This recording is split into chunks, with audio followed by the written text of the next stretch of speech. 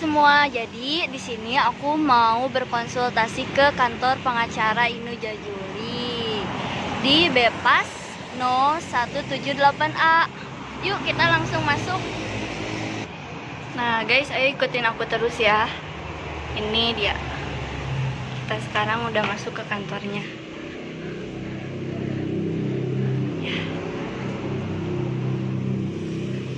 Halo Pak Tarit.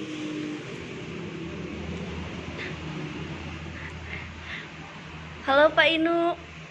Ya. Di sini saya mau konsultasi. Jadi di sini teman saya itu ada yang mau bercerai. Sudah keluar putusan pengadilannya. Cuman mereka tuh masih bingung soal harta gono gini. Apa bisa diajukan ke pengadilan? Oh gitu ya. Untuk menggugat gono gini itu harus ada putusan dulu perceraiannya. Jadi perceraiannya harus sudah final dulu di pengadilan, sudah punya putusan yang inkrah, sudah punya akte janda, sertifikat bercerai itu dari pengadilan. Tentu kalau syarat-syarat dua itu sudah terpenuhi, boleh diajukan ke sini untuk ke pengadilan agama untuk gugat gono gini. Memang kalau dulu bisa dicampurkan ya, setelah cerai, gugatan cerai disatukan dengan gono gini. Tetapi sekarang sudah ada aturan baru yang mana tidak bisa dicampur-campur gitu. Ini saya mau bertanya bagaimana penyelesaian harta gono gini di pengadilan. Ya, mengenai harta gono gini, kemarin kan kita udah membahas cerai ya. Harta gono gini itu adalah satu rangkaian acara setelah perceraian. Setelah perceraian inkrah, barulah diajukan pembagian harta bersama atau harta gono gini. Harta gono gini ini biasanya harta yang didapat selama masa perkawinan antara suami istri. Baik itu yang mencari nafkah istrinya atau suaminya harus tetap dibagi dua. Misalnya suaminya bekerja sebagai pegawai negeri atau misalnya sebagai swasta, istrinya tidak bekerja, tetapi saat perceraian dia tetap mendapatkan sepertiga daripada harta bersama tersebut. Nah, lain lagi dengan harta campuran. Harta campuran ialah harta yang didapat karena pencampuran, tapi tetap itu pun dibagi dua seperti gono gini. Contohnya rumah yang tadinya harta bawaan istri, tetapi karena sudah dijadikan sawah dan akhirnya bercampur menjadi harta gono gini. Misalnya suaminya dapat warisan rumah dari orang tuanya, itu harta bawaan kan, tetapi karena dibelikan kendaraan misalnya, maka kendaraan itu menjadi harta bersama. Nah, kalau harta bawaan itu seperti warisan atau harta yang sudah ada sejak sebelum menikah, ya sebelum menikah dan belum bercampur, itu harta bawaan. Dibuka aja maskernya karena engap. Tadi sampai mana harta bersama ya? Ya misalnya si suami sebelumnya punya pabrik dan pabrik itu dibelikan sawah misalnya. Sebelum menikah punya pabrik, lalu dalam pernikahan tersebut dibelikan sawah. Maka sawah itu dengan berjalannya waktu menjadilah harta bawaan. Yang beliau bercerai itu harus dibagi dua gitu. Karena itu menjadi sifatnya bercampur. Nah, trending akhir-akhir ini suami istri yang pasangan yang mau menikah, mereka membuat suatu kesepakatan di notaris. Karena apa, bisa aja sebetulnya dibuat tidak di notaris, tetapi supaya lebih memiliki kekuatan hukum, menjadi akte yang otentik, sebaiknya di notaris. Misalnya mengenai perjanjian harta pranikah. Jadi harta mana milik istri, harta mana milik suami. Misalnya si suami punya rumah, mobil, pabrik misalnya. Si istri misalnya punya perabotan dan sebagainya, kebun misalnya. Dalam perjanjian itu disebutkan bahwa harta tersebut adalah harta bawaan.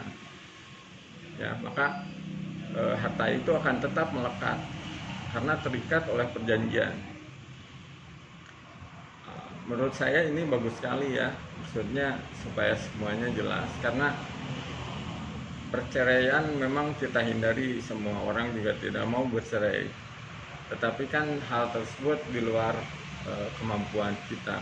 Bisa saja suatu saat ada terjadi perceraian, maka semuanya sudah tegas, ada tertulis di dalam perjanjian yang sudah dipersiapkan sebelum pernikahan.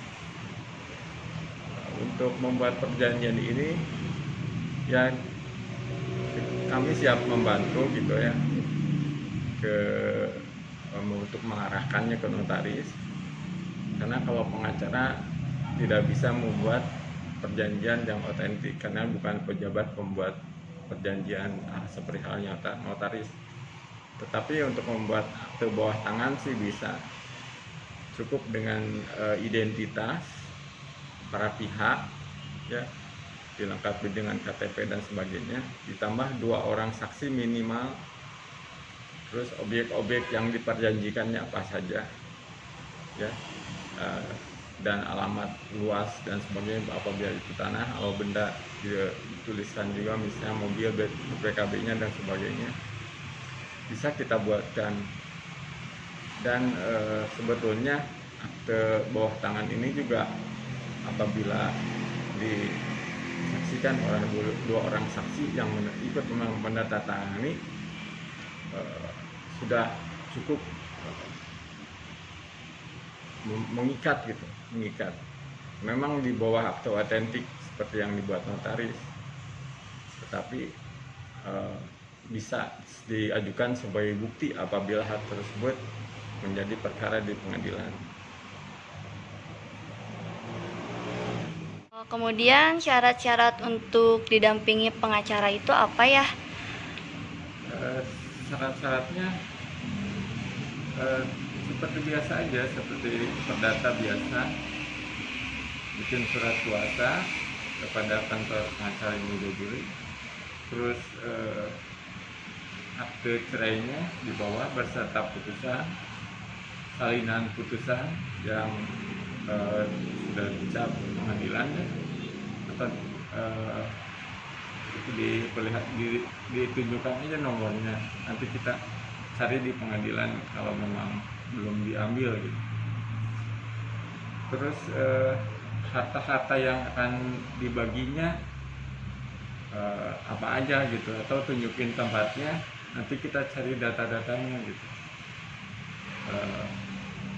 Begitu kalau mengenai syarat. Ya, nyaman kita duduknya di sebelah sana ya, biar enak ngobrolnya ya.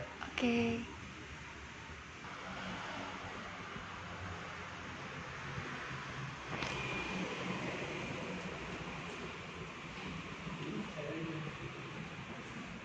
Lalu bagaimana soal ini, hak asuh anak?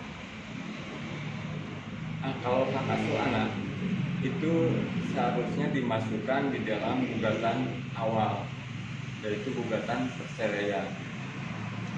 Pada saat gugatan perceraian ya, dimasukkan dalam petitumnya tentang hak asuh anak.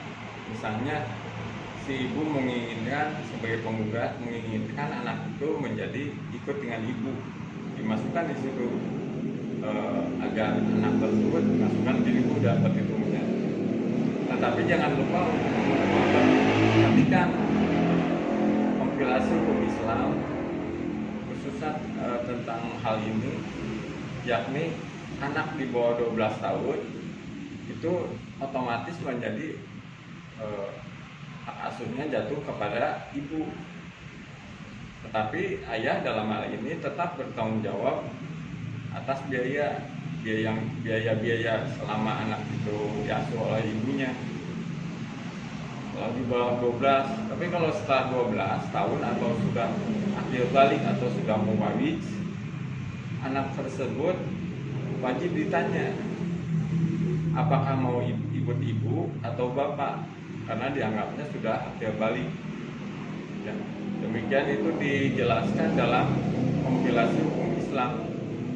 Jadi nanti yang dipakai di dalam pengadilan agama, hukum acaranya itu tetap memakai hukum acara KUHP Perdata, ya, KUHP Perdata.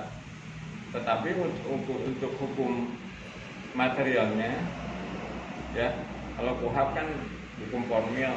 Nah, ini hukum materialnya yang dipakai adalah hukum kompilasi hukum Islam, yakni hukum-hukum Islam, ya, yang sudah disepakati oleh para kiai, ulama dan sebagainya sebagai hukum positif yang berlaku di Indonesia. Gitu. Tetapi bisa juga hakim memakai dalil-dalil, hadis-hadis dan sebagainya. Nanti pertimbangan kan seluruhnya adalah wewenang daripada majelis tentunya. Gitu. Ya begitu kira-kira bisa dimengerti nggak? Bisa. Ada pertanyaan lain? Apa yang menghilangkan hak asuh ibu?